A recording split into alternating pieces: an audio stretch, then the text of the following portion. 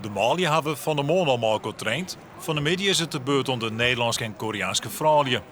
Ze trainen in de Alversterdenhal in Ljout. Het is een onderdeel van een meerschappelijk trainingskamp. Doel van de gearworking is het uitwisselen van kennis op shorttrack.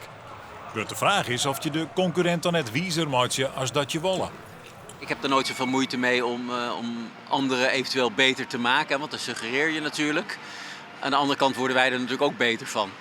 En ik ga ervan uit als we elkaar versterken, dan is het eindresultaat voor beide positief. Ja, iedereen heeft natuurlijk zijn eigen dingetjes, eigenheid in schaatsen en techniek. En daar kan je altijd van leren. Dus het is altijd goed om even weer een andere kijk te hebben en daar achteraan te kunnen schaatsen. Schaatsen, shorttrack schaatsen, je kan het niet vaak genoeg herhalen, is een sparringpartnersport.